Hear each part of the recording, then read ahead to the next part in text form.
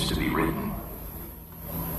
Ladies and gentlemen, the President of the United States, Donald Trump.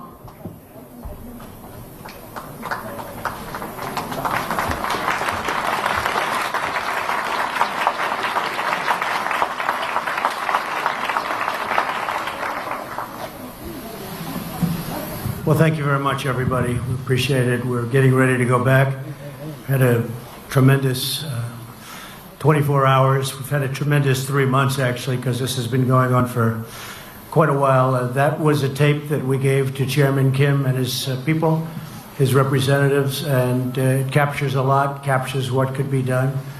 And that's a great place, has the potential to be an incredible place between South Korea, if you think about it, and China. It's got tremendous potential, and I think he understands that, and he wants to do what's right. It's my honor today to address the people of the world following this very historic summit with Chairman Kim Jong-un of North Korea. We spent very intensive hours together, and I think most of you have gotten the signed document, or you will very shortly. It's very comprehensive. It's going to happen. I stand before you as an emissary of the American people to deliver a message of hope and vision and a message of peace. Let me begin by thanking our incredible hosts in Singapore, especially Prime Minister Lee, friend of mine. This is a country of profound grace and beauty, and we send our warmest wishes to every citizen of Singapore who really made this visit so important and so pleasant, despite all of the work and all of the long hours. I also want to thank President Moon of South Korea. He's working hard. In fact, I'll be speaking to him right after we're finished. Prime Minister Abe of Japan, friend of mine, just left our country. And he wants what's right for Japan and for the world. He's a good man. And a very special person, President Xi of China, who has really closed up that border. Maybe a little bit less so over the last couple of months, but that's okay. But he really has, and he's a terrific person and a friend of mine, and really a great leader of his people. I want to thank them for their efforts to help us get to this very historic day. Most importantly, I want to thank Chairman Kim for taking the first bold step toward a bright new future for his people. Our unprecedented meeting, the first between an American president and a leader of North Korea, proves that real change is indeed possible. My meeting with Chairman Kim was honest, direct, and productive. We got to know each other well in a very confined period of time, under very strong circumstance. We're prepared to start a new history, and we're ready to write a new chapter between our nations. Nearly 70 years ago, think of that, 70 years ago, an extremely bloody conflict ravaged the Korean Peninsula. Countless people died in the conflict, including tens of thousands of brave Americans. Yet while the armistice was agreed to, the war never ended, to this day, never ended. But now we can all have hope that it will soon end, and it will soon end. The past does not have to define the future. Yesterday's conflict does not have to be tomorrow's war. And as history has proven over and over again, adversaries can indeed become friends. We can honor the sacrifice of our forefathers by replacing the horrors of battle with the blessings of peace. And that's what we're doing, and that's what we have done. There is no limit to what North Korea can achieve when it gives up its nuclear weapons and embraces commerce and engagement with the rest of the world that really wants to engage. Chairman Kim has before him an opportunity like no other, to be remembered as the leader who ushered in a glorious new era of security and prosperity for his people Chairman Kim and I just signed a joint statement in which he reaffirmed his unwavering commitment to complete denuclearization of the Korean Peninsula. We also agreed to vigorous negotiations to implement the agreement as soon as possible. And he wants to do that. This isn't the past. This isn't another administration that never got it started and therefore never got it done. Chairman Kim has told me that North Korea is already destroying a major missile engine testing site. That's not in your signed document. We agreed to that after the agreement was signed. That's a big thing. For the missiles that they were testing, the site is going to be destroyed very soon. Today is the beginning of an arduous process. Our eyes are wide open, but peace is always worth the effort, especially in this case. They should have been done years ago. They should have been resolved a long time ago. But we're resolving it now. Chairman Kim has the chance to seize an incredible future for his people. Anyone can make war, but only the most courageous can make peace.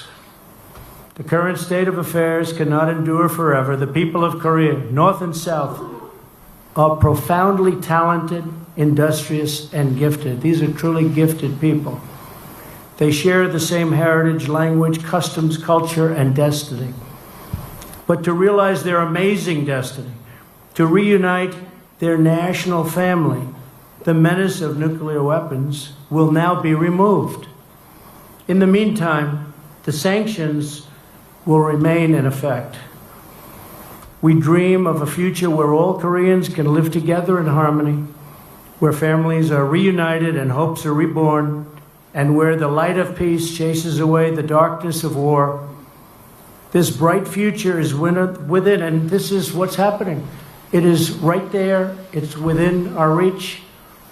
It's going to be there. It's going to happen. People thought this could never take place. It is now taking place. It's a very great day. It's a very great moment in the history of the world.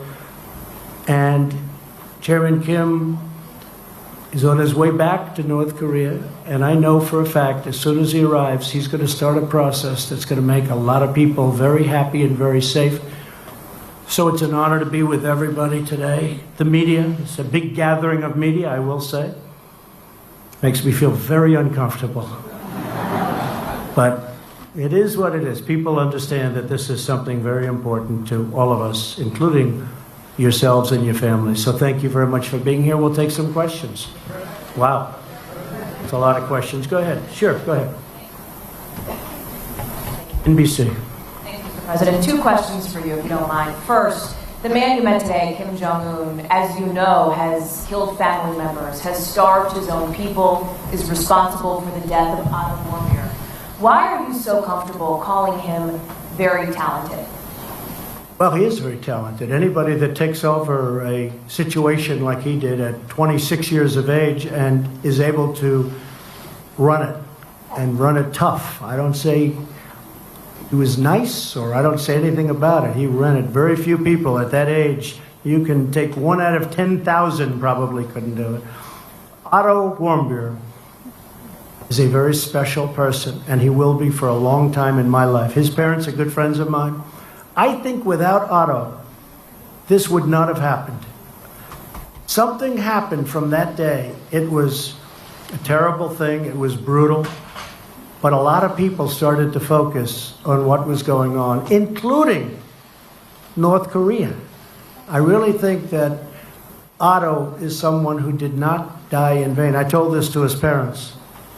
Special young man, and I have to say, special parents, special people. Otto did not die in vain. He had a lot to do with us being here today. Okay, thank you very much. That second question for you, sir, was on the security. Second question is on the security assurances you talked about in your statement. Can you be specific about what assurances you are willing to give to Kim Jong-un? Does that include reducing military capabilities? And just to follow up on your answer. No, we're not reducing anything. We're not reducing. At some point, I have to be honest, and I used to say this during my campaign, as you know probably better than most.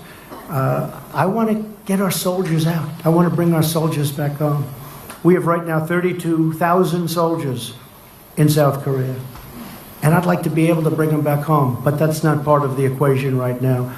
At some point, I hope it will be, but not right now. We will be stopping the war games, which will save us a tremendous amount of money, unless and until we see that the future negotiation is not going along like it should. But we'll be saving a tremendous amount of money. Plus, I think it's very provocative. Yes, John? Yes, John, go ahead. Oh, go ahead. I'm sorry. I thought you were John Roberts. I looked at you. You looked just much better, right? We're frequently confused, Mr. President. Yes. Mr. President, the joint statement does not talk about verifiable or irreversible denuclearization. Yeah. Is that a concession on the part of the United States? No, not at all, because if you look at it, I mean, it said we are going to, let's say here, it will be gone. I don't think you can be any more plain than what we're asking. Issues related to the establishment of the new U.S. DPKR relations, the building.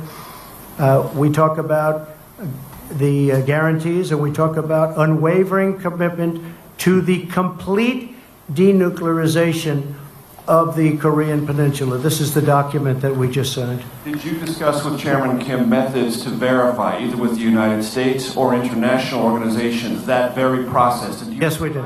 Yes, we did. And we'll be verifying. Yeah, we'll be verifying. It'll be verified. How will it be achieved, Mr. President? Well, it's going to be achieved by having a lot of people there. And as we develop a certain trust, and we think we have done that, Secretary Pompeo's been really doing a fantastic job, his staff, everybody. As we do that, we're going to have a lot of people there, and we're going to be working with them on a lot of other things.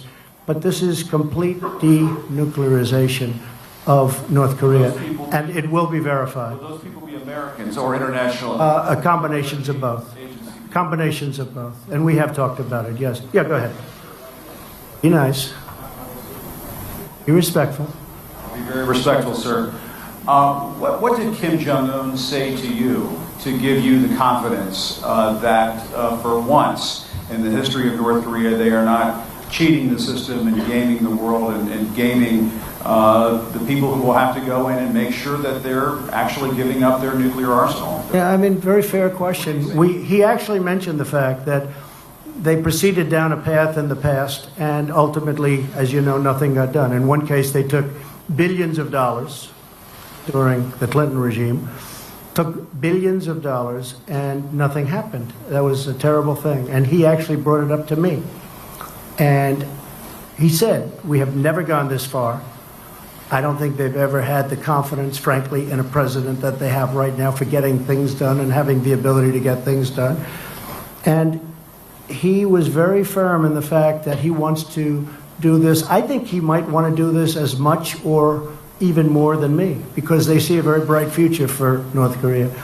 So you never know, right? We never know. But I'll tell you what, we signed a very comprehensive document today, and I think most of you have been given that document. But we signed a very, very comprehensive document, and I believe he's going to live up to that document. In fact, when he lands, which is going to be shortly, I think that he will start that process right away. I do. I can only say that I know him for really well. It's been very rhetorical, as you know. I think without the rhetoric, it wouldn't have happened.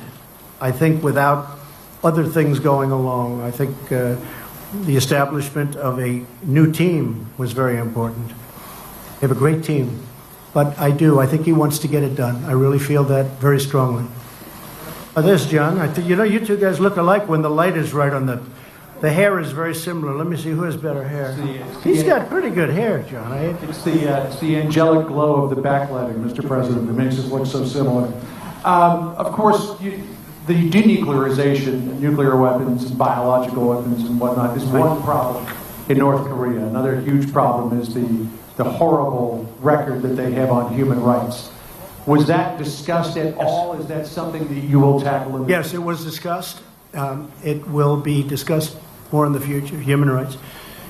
What was also discussed in great detail, John, was the fact that, you know, we have, and I must have had just countless calls and letters and tweets, anything you can do. They want the remains of their sons back. They want the remains of their fathers and mothers and all of the people that got caught into that really brutal war, which took place to a large extent in North Korea. And I asked for it today, and we got it. That was a very last minute.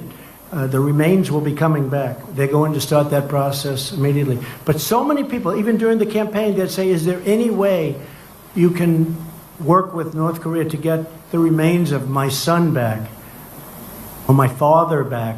So many people asked me this question, and I said, look, we don't get along too well with that particular group of people, but now we do. And he agreed to that so quickly and so nice. It was really a very nice thing, and he understands it. He understands it. So for the thousands and thousands, I guess way over 6,000 that we know of in terms of the remains, they'll be brought back. The POW MIA issue clearly is a very important one for thousands. Especially to a lot of people that are... What do you, President Trump, expect Kim Jong-un to do about the human rights record regarding the North Korean people? Right. It was discussed. It was discussed relatively briefly compared to denuclearization. Well, obviously, that's where we started and where we ended. But they will be doing things, and I think he wants to do things. I think he wants to... You'd be very surprised. Very smart, very good negotiator, wants to do the right thing. He brought up the fact that in the past, they took dialogue far. They never were like we are. There's never been anything like what's taken place now. But they went down the line. Billions of dollars were given, and the following day, the nuclear program continued. But this is a much different time, and this is a much different president, in all fairness. This is very important to me. This was perhaps one of the reasons that I won. I campaigned on this issue, as you know very well, John. Okay, whoever those people are, I cannot see you with all the lights, but you don't look like either of the two. Yeah, go ahead, sure, go ahead. Thank you, Mr. President. And first of all, congratulations. Thank you very much, appreciate it. Touch on the issue of peace treaty, and also will you travel to Pyongyang anytime soon?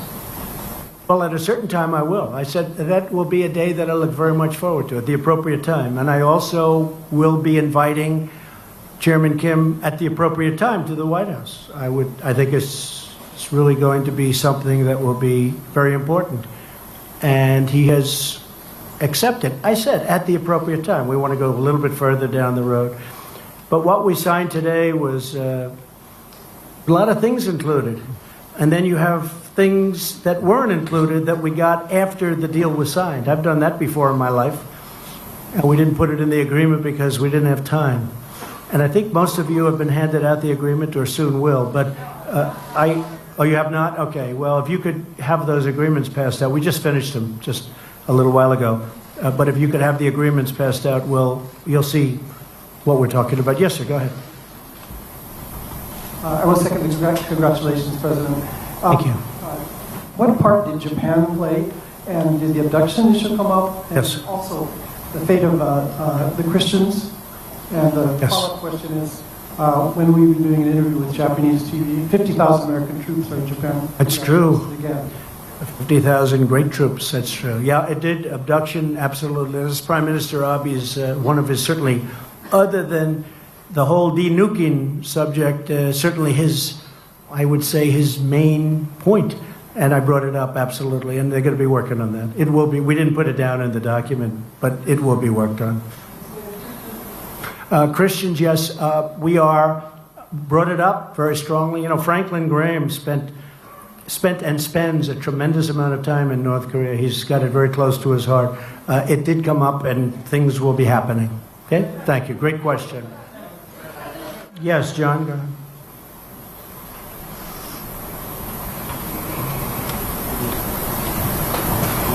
Thank you, Mr. President. Thank you, John. Returning to the question of human rights, you spoke very powerfully on the issue during your State of the Union address. You showed that you had the defector in the First Lady's box with the crutches who escaped. And you, at that point, said that North Korea has more brutally oppressed its people than any other regime on earth. Do you still believe that is the case, having sat down with Kim Jong-un? And does it need to change that? John, I believe it's a rough situation over there. There's no question about it. And we did discuss it today pretty strongly. I mean, knowing what the main purpose of what we were doing is, denuking, but discussed it at pretty good length. We'll be doing something on it. It's rough. It's rough in a lot of places, by the way.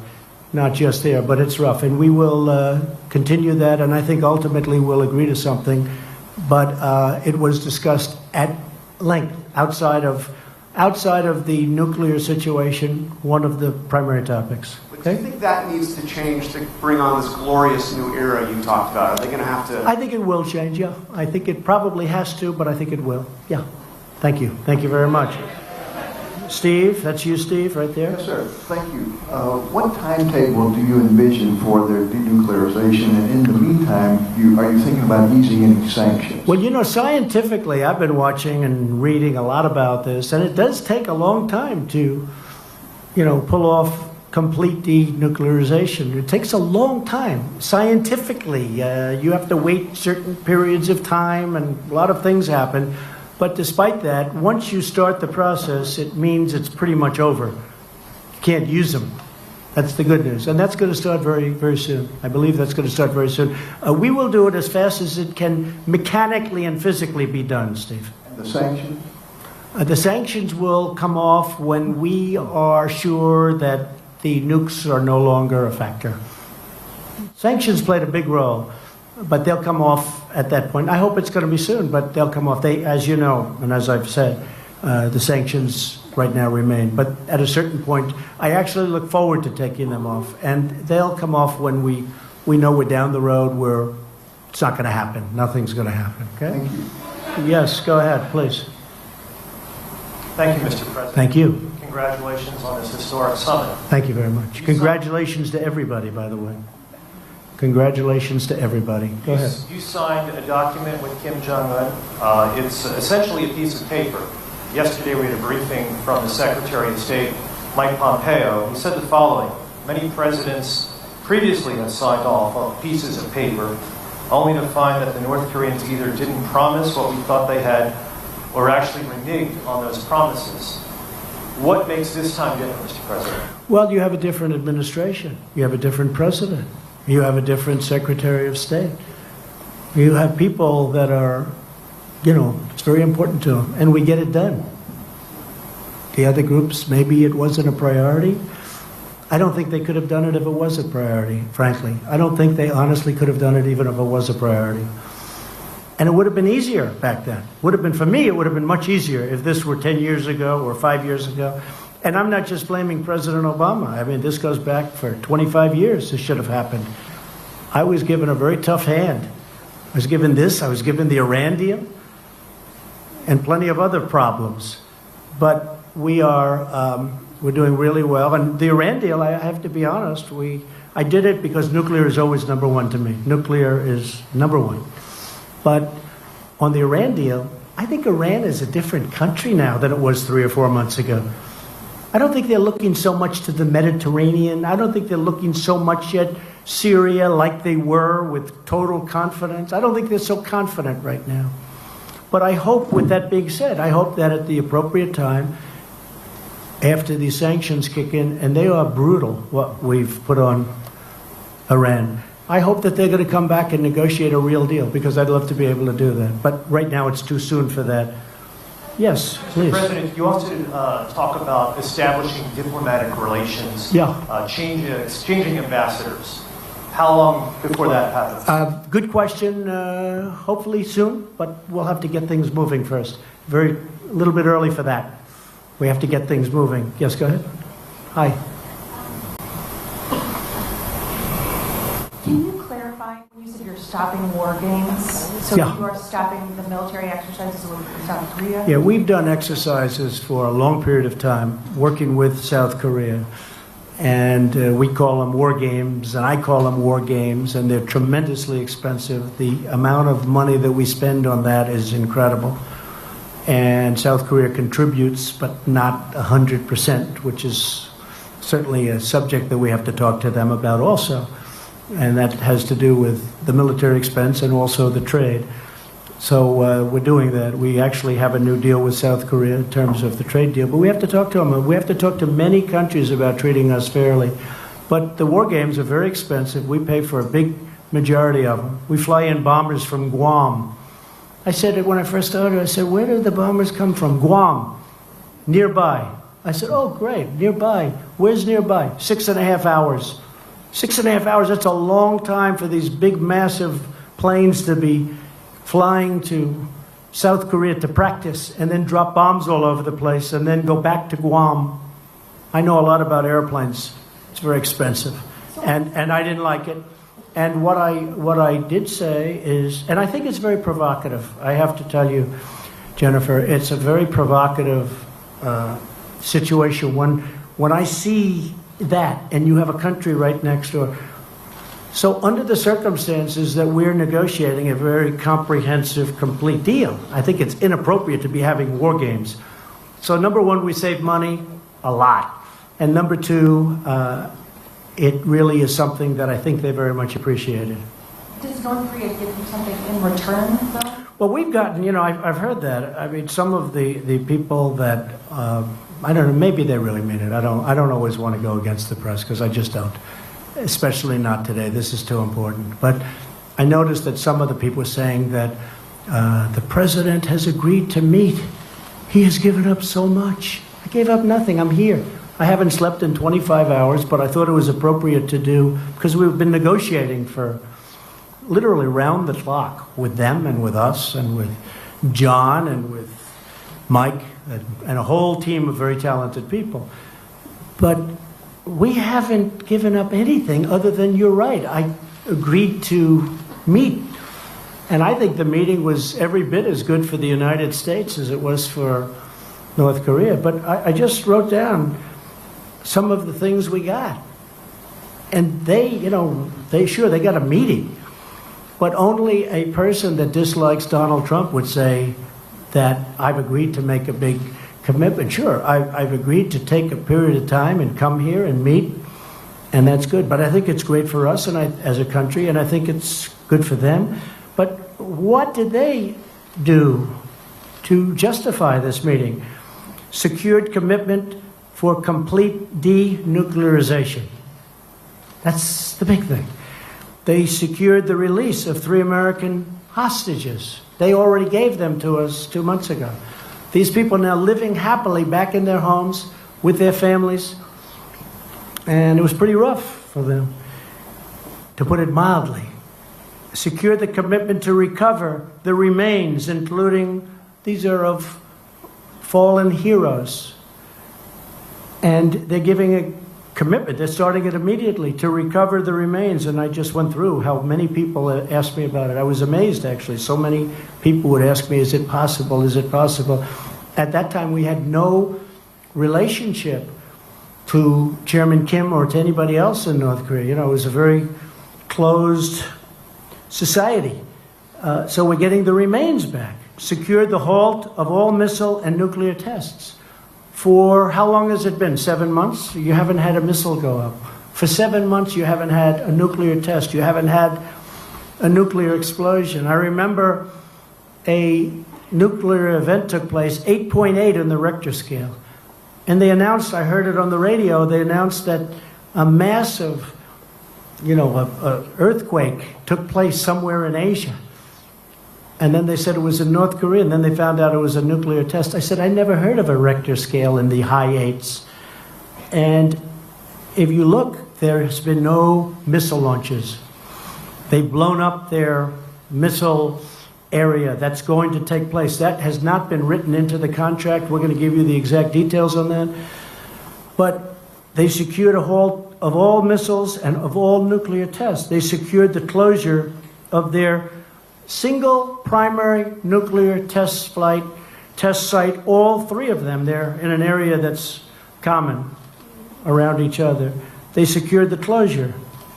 They secured the commitment to destroy the missile engine testing site. That was not in your agreement. I got that after we signed the agreement. I said, do me a favor. You've got this missile engine testing site. We know where it is. because of the heat. It's incredible the equipment we have, to be honest with you. I said, can you close it up? He couldn't close it up. We maintain the ability to continue to apply sanctions. So we're applying sanctions. Now, I had 300 sanctions that I was getting ready to put on last week, and I said, I can't really put on sanctions when I'm meeting with, I thought it would be very disrespectful. 300 very big ones, powerful ones. And I said it would be disrespectful. So, Jennifer, when you look at all of those things that we got, and when we got our hostages back, I didn't pay 1.8 billion in cash, like the hostages that came back from Iran, which was a disgraceful situation, what took place. So we've gotten a lot. So when I hear somebody in the media say that President Trump has agreed to meet, like, it's not a big deal to meet. I think we should meet on a lot of different topics, not just this one. And I really believe a lot of great things can happen. Yes, go ahead, please. Sir, you just listed off a lot of things that you say you got from this meeting. It wasn't too long ago, though, that you said you defined success of this meeting by North Korea giving up its nuclear weapons. Well, that's what they're doing. Well, can you talk about how... Sure, that's what they're doing. I mean, I don't think Kim Jong-un for a complete, verifiable, irreversible... Yeah, I didn't, honestly... Can you say why you didn't secure those details in this agreement? Because there's no time. I'm here one day. We're together for many hours intensively, but the process is now going to take place. And I would be surprised, Mike, if they haven't even started already. They have started. They blew up their sites. They blew up their testing site. So, but I will say, he knew prior to coming. This wasn't like a surprise. It wasn't like we'd never discussed it. We discussed it. Mike discussed it very strongly with his counterpart in North Korea. They knew that this was, let's say they didn't agree to that, I couldn't sign any agreement. There was no agreement that could have been signed. So they understood that. And it wasn't a big point today because really this had been taken care of more than any other thing because it was all about this. This has been taken care of before we got here. So when we brought that up today, you see the language, it's very strong. It's in the document. Yes, ma'am. Thank you, Mr. President. Could you talk about the military consequences for North Korea if they don't follow through on the commitments that you're talking about? Well, I don't want to talk. Yeah, I know. That's a tough thing to talk about because I don't want to be threatening. I don't want to be threatening. They understood that. And you've seen what was perhaps going to happen. And Seoul has 28 million people. We think we have big cities. You look at New York where it has 8 million people. We think it's a big city. Seoul has 28 million people. Think of that. And it's right next to the border. It's right next to the DMZ. It's right there. I mean, if this would have happened, I think, I've heard, 100,000 people. I think you could have lost 20 million people, 30 million people. This is really an honor for me to be doing this because I think, potentially you could have lost, 30, 40, 50 million people. The city of Seoul, one of the biggest cities in the world, is right next to the border. You once spoke about fire and fury. Is that no longer the case? Well, at that time we needed perhaps fire and fury because we could not have allowed that kind of capability from the standpoint of the United States. And certainly Japan wasn't going to allow it either. Japan is right next door. One more thing, Mr. President, could you tell us about the video that you showed before this? Yeah. When did you show that to Kim? What was the goal Today. there? Yeah. We had it made up by some, I hope you liked it. I thought it was good. I thought it was interesting enough to show. One in English and one in Korean. And we had it made up. I showed it to him today, actually during the meeting, toward the end of the meeting. And I think he loved it. They were given, we didn't have a big screen like you have the luxury of having. We didn't need it because we had it on a cassette and an iPad, and they played it. And about 8 of their representatives were watching it, and I thought they were fascinated by it. I thought it was well done. I showed it to you because that's the future. I mean, that could very well be the future. And the other alternative is just not a very good alternative. It's just not good. But I showed it because I really want him to do something. Now, I don't think I had to show it because I really believe he wants to I think he wants to get it done. Yes, go ahead. How's Staten Island Ferry doing? Okay. He wrote the best story about me with the Staten Island Ferry, and after that, he's never written a good story. I don't know what happened. It's a long time ago. Mr. President, it's been a busy week for you on the international stage. You're leaving the summit here in Singapore having determined that Kim Jong-un is a talented man. You left the G7 summit a few days ago in Canada having determined that Prime Minister Trudeau is weak and dishonest. What do you say to America's allies who worry that you might be jeopardizing our long-term alliances and who worry that you might be treating our historic friends as enemies and our historic enemies as friends? Well, first of all, I think it's a very fair question. I had a very good meeting with the G7, and I left the meeting, and I'll be honest, we are being taken advantage of by virtually every one of those countries, very, very seriously. Now, the United States, because of bad management at the top, because of presidents that didn't care about trade or didn't understand it or whatever reason, for many years, with China being obviously the most successful at it, but the European Union is second, 151 billion we lost. They were represented at the meeting. And we're being taken advantage of on trade. Canada does have very big advantages over us in terms of trade deficits. We have a big trade deficit with Canada. I was reading where, it's actually a surplus. Not a surplus. It's either 17, but it could actually be 100. You know, they put out a document. I don't know if you saw it. They didn't want me to see it, but we found it. Perhaps they were trying to show the power they have. It's close to $100 billion a year loss with Canada. They don't take our farm products, many of them. They charge what was 270%, but somebody told me the other day that a few months ago they raised it to 295% for dairy products. And it's very unfair to our farmers, and it's very unfair to the people of our country, the workers, the farmers, the companies. And we are not able to trade. They have tremendous barriers up. They have tremendous tariffs.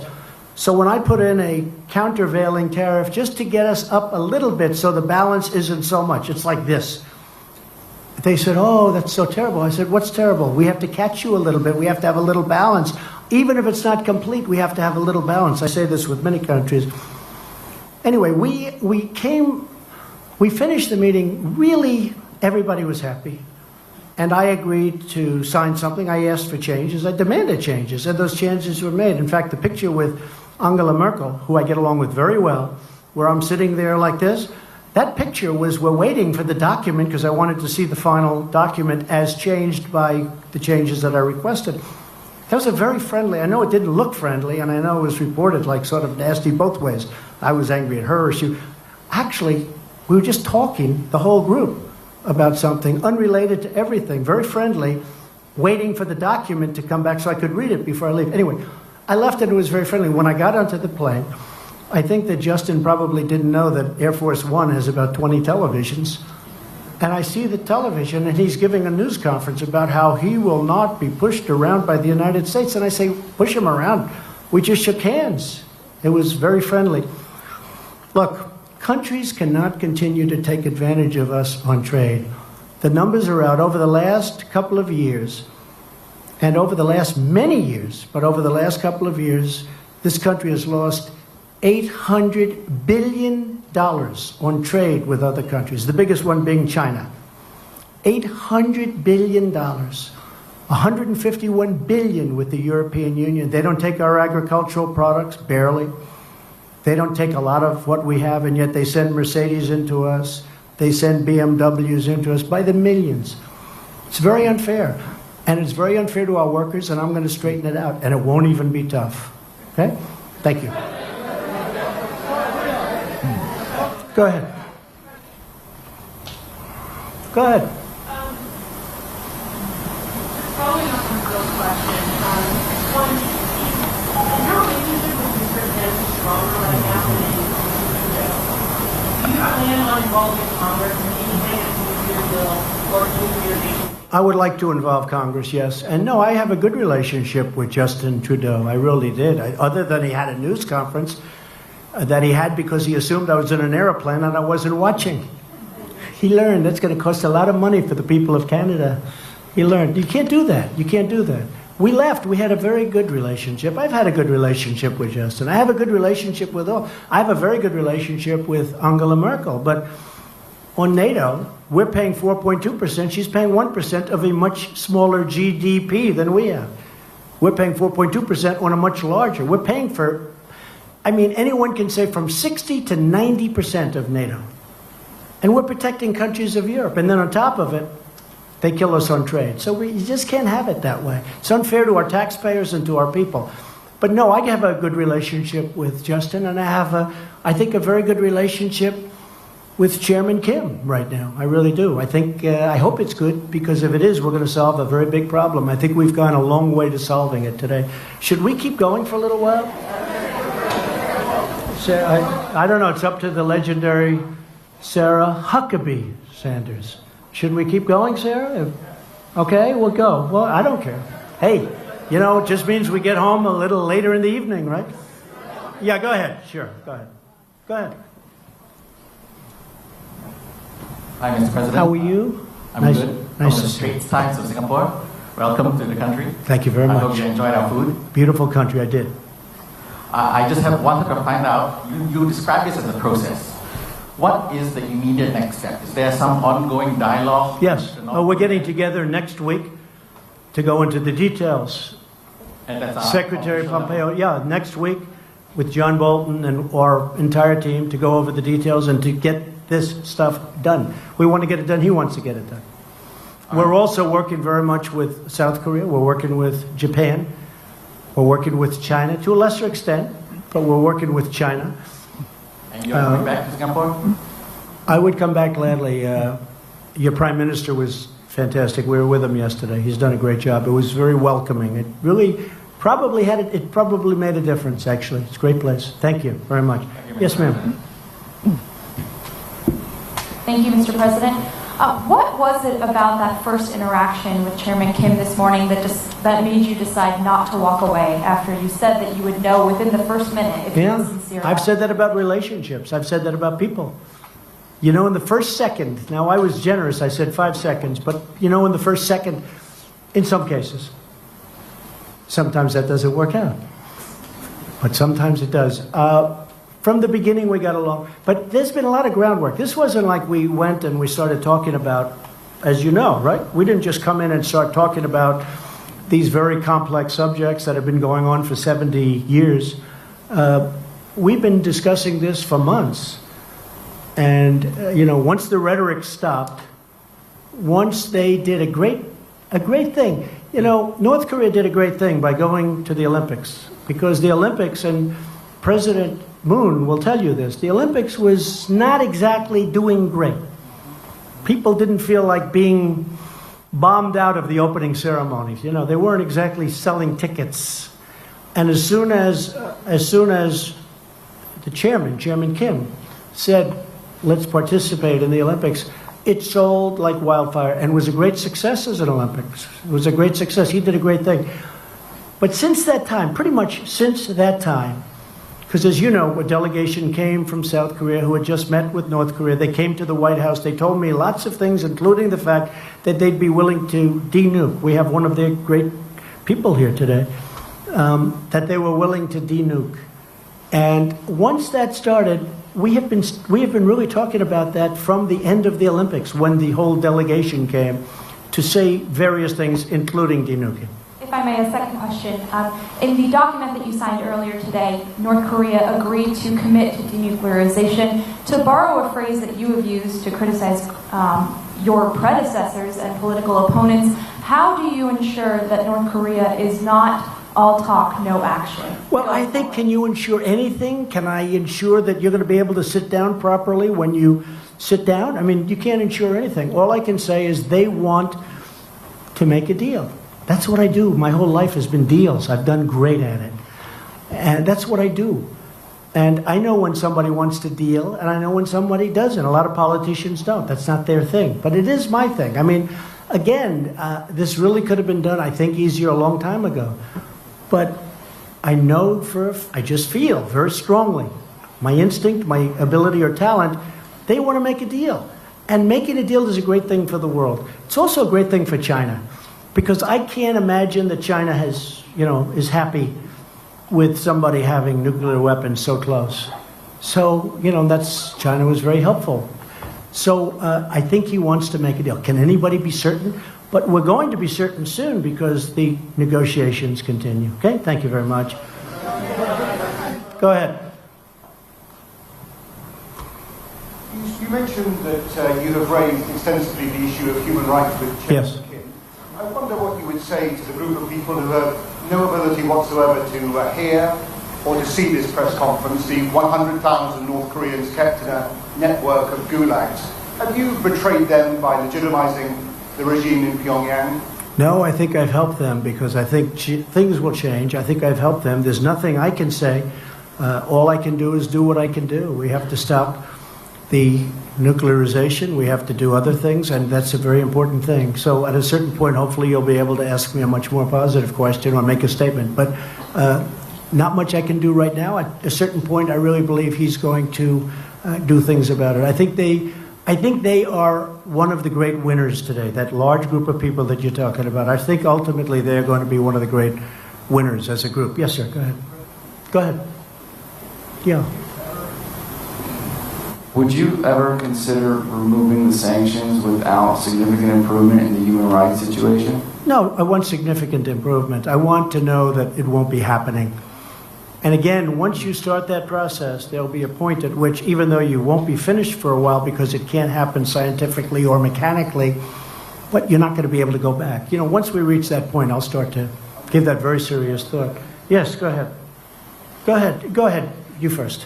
Mr. President, did you also discuss the cost of denuclearization and how North Korea is about to foot the bill while crippling sanctions remain in place on Chinese Asia Singapore? Well, I think that South Korea and I think that Japan will help them very greatly. I think they're prepared to help them. They know they're going to have to help them. I think they're going to help them very greatly. We won't have to help them.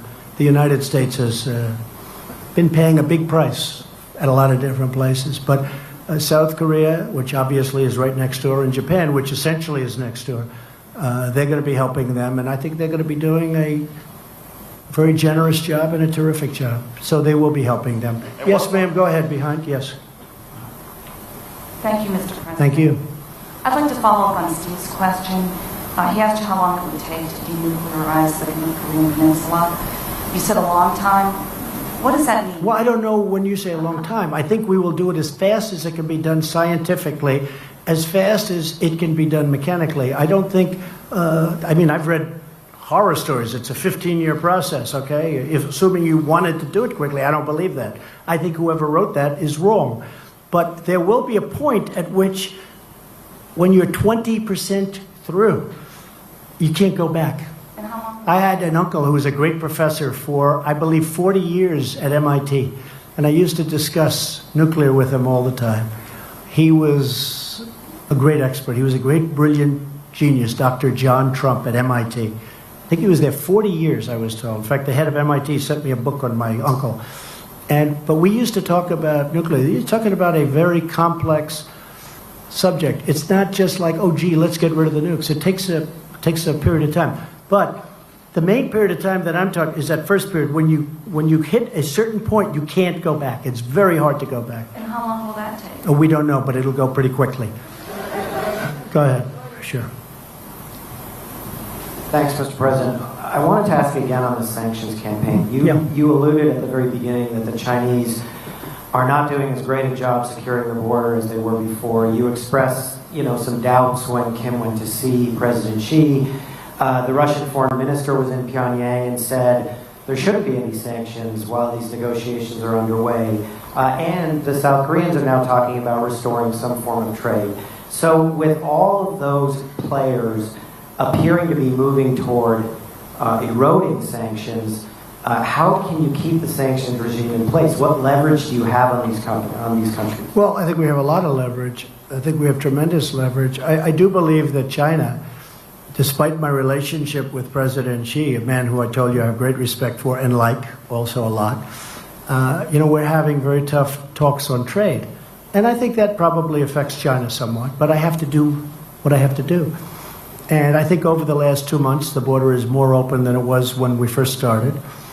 But that is what it is. We have to do it. We have a tremendous deficit in trade, commonly known as a trade deficit. We have a tremendous deficit in trade with China. We have to do something about it. We can't continue to let that happen. And I think that has had an impact on my relationship in terms of the border. I don't think it has a relationship, I don't think it affects my feeling or my relationship to President Xi, but when we first started, we weren't ready to go that route. And as we started preparing and getting ready to do that, I think that's had an impact on, frankly, the border, which is a shame. But I have to do it. I have no choice. For our country, I have to do it. South Korea will do whatever's necessary to get a deal done. If that means we can't trade, well, they're not going to trade. They're definitely not going to trade. If they think, and they would do this with our concurrence, if they think that they can do some work because we're very far down the line. We're actually very far. That document, when you read it today, that's far down the line. That's not something that just happened to be put together. This was done over months. And again, the rhetoric was important and the sanctions were important. I don't even know which one was more important. They were both important. Yeah, go ahead. President David Steiner from the New York Times. I was wondering if you could give us some sense of whether the Chairman Kim told you how many nuclear weapons he believes he's made, whether he's willing to turn those over first, and then whether in your mind you need to do more than was done in the Iran deal for actually dismantling both the uranium and the plutonium processes, and whether or not you had a sense that Chairman Kim really understood what that involved and had a timetable in his own mind of shutting that. Well, David, I can tell you he understands. He understands it so well. He understands it better than the people that are doing the work for him. That is an easy one. As far as what he has, it's substantial, very substantial. The timing will go quickly. I believe you'll see some good action. I mean, as an example, one of the things with the missile set, I think you're probably surprised to hear that was a throw-in at the end, the missile set. But I really believe, David, that it's going to go very quickly. I really believe that it's going to go fast. And it is a very substantial arsenal. There's no question about it. I used to say, maybe it's all talk and no action. But we have pretty good intelligence into that, although probably less there than any other country. You understand that maybe better than anybody in the room. Probably less there than any other country. But we have enough intelligence to know that what they have is very substantial. This is why, David, I always say that this shouldn't have taken place so late into the process. Wouldn't this have been better if it was 5 years ago or 20 years ago or 15 years ago and we didn't have to worry about not having a successful meeting like today? And I still love my first interview with you, David. I still have that interview, actually. Yeah, go ahead. Thank you.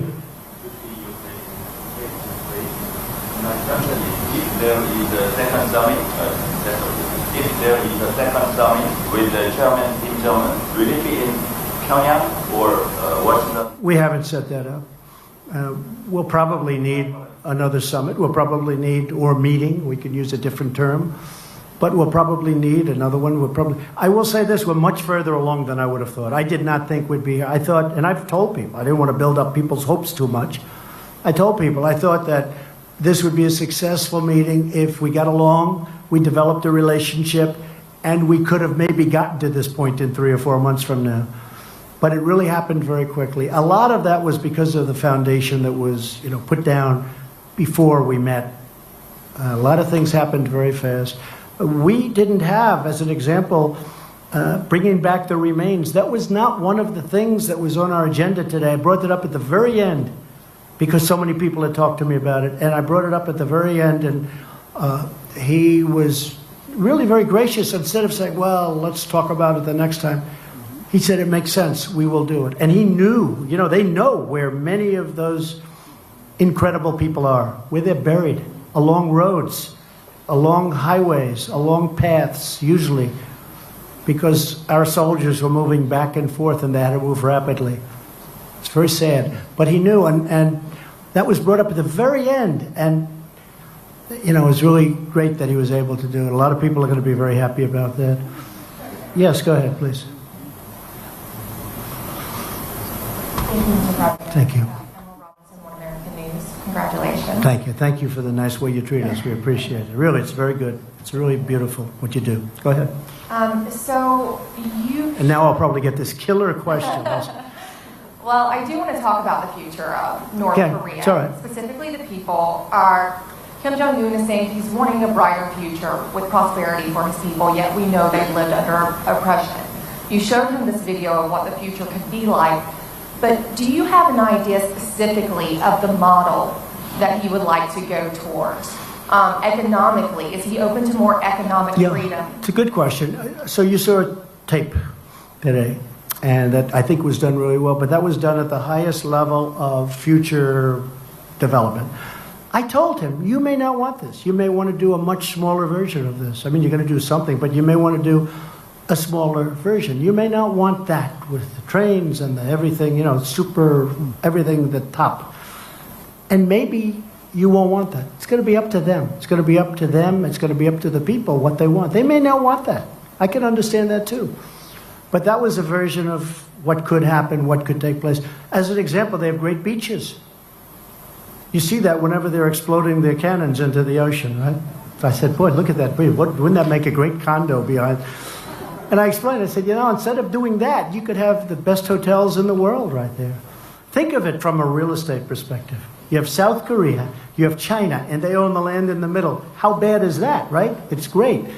But I told them, I said, you may not want to do what's there. You may want to do a smaller version of it, or, you know, and that could be. Although I tell you what, he looked at that tape, he looked at that iPad, and I'm telling you, they really enjoyed it, I believe. Okay? Yeah, go ahead. A couple of more. Okay, we'll do 3 more. Yeah, go ahead. Go. Yes, hi, Brian. Am I on the cover again this week? Boy, have I been so many covers. Huh? I know. That's Do you okay. now see Kim Jong-un as an equal? In what way? You just showed a video that showed you and Kim Jong-un on equal footing in discussing the future. No, I think that I don't view it that way. See, I don't view it that way. I'll do whatever it takes to make the world a safer place. If I have to say I'm sitting on a stage, I mean, I understand what you're getting at.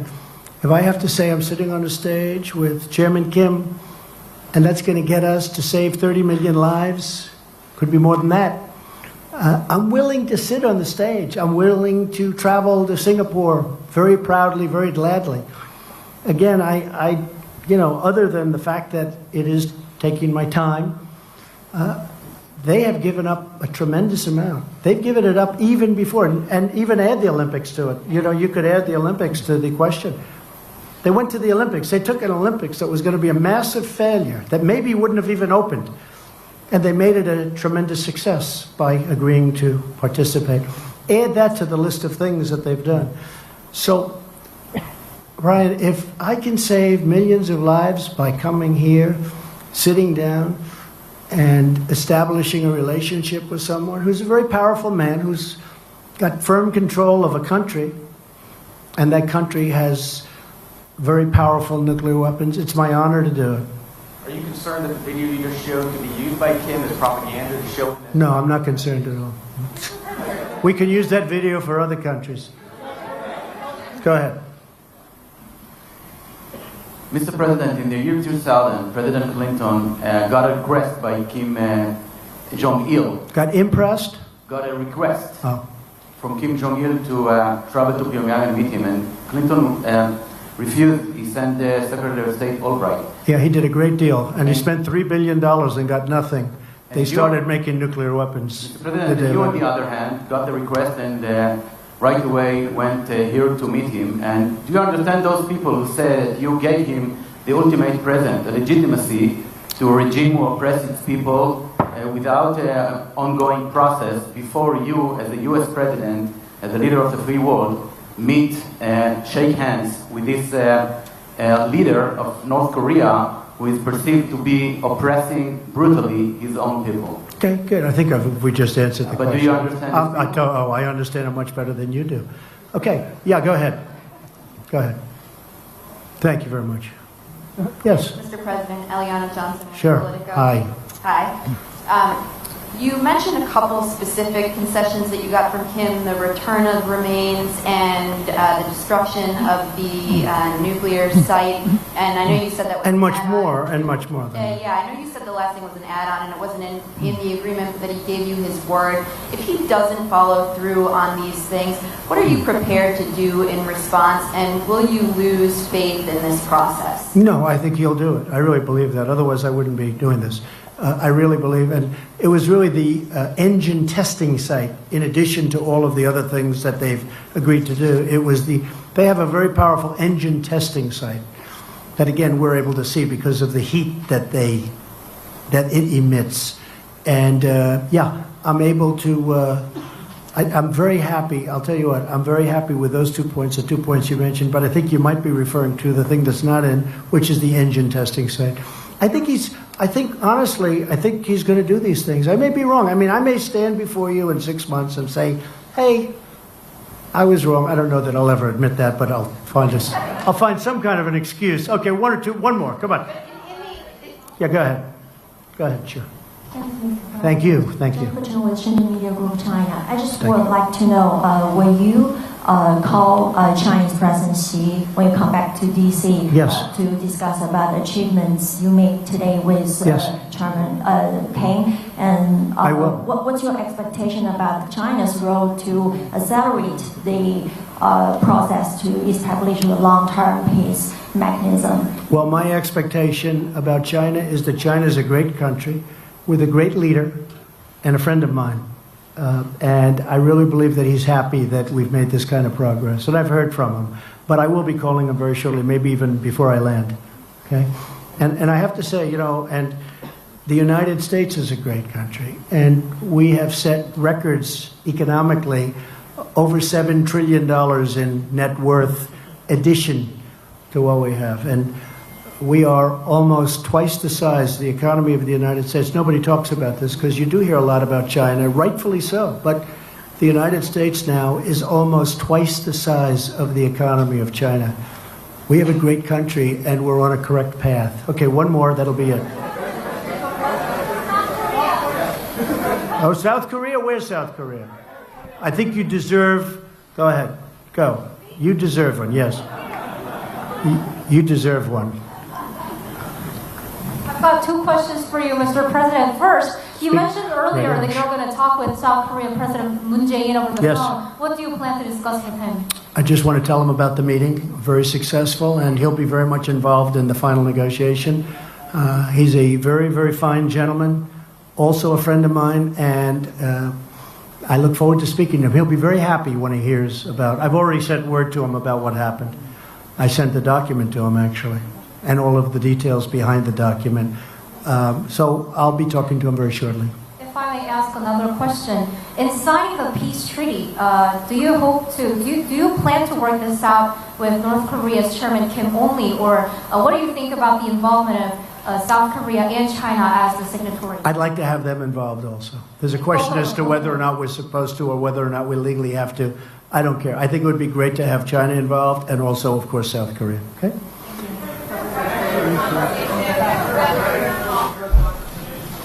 What? Mike, do they have a transcript? They probably have a rough transcript, which you can give us if you have one. No, they didn't record it. I don't think they recorded it. Are there any recordings of it? I wish there were, because it is interesting stuff. Say it. I don't. We probably have some notes or something, but they have actually detailed notes, I would imagine. But we had a great conversation. It was a very heartfelt conversation.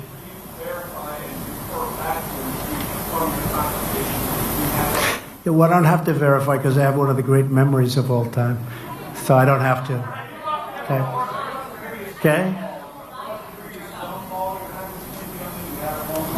Yeah, but I don't want to discuss it. But what we did is we've had we've had numerous discussions. We've had very important relationships established at Mike's level and other levels. In fact, a couple of people are here from, as you know, from North Korea. They're in the room. We have a few people in the back also from the room. So when we went into this final agreement, very importantly, we really didn't go in cold. We went in with tremendous relationship and tremendous knowledge, and I think that's why we got it done. So I'm going to head back. I don't know about you folks, but it's been a long time since I've taken it easy. So now we can take it a little bit easy, and then the work begins again. And I appreciate everybody being here. I hope we've answered your questions. And thank you very much. And sort of congratulations to everybody, because this is really, to me, it's a very important event in world history. And to be really true to myself, I have to add, I want to get it completed. So Mike, our whole team has to get to work and get it completed, because otherwise we've done a good job. But if you don't get the ball over the goal line, it doesn't mean enough, okay? So thank you, and sort of congratulations to everybody in the room. Thank you very much. Appreciate it. Thank you.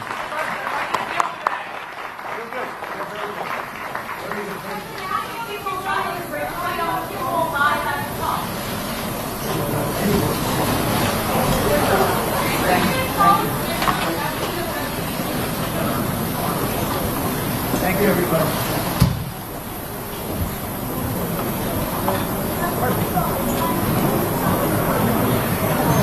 Ladies and gentlemen, please remain seated while the President and his travel pool departs.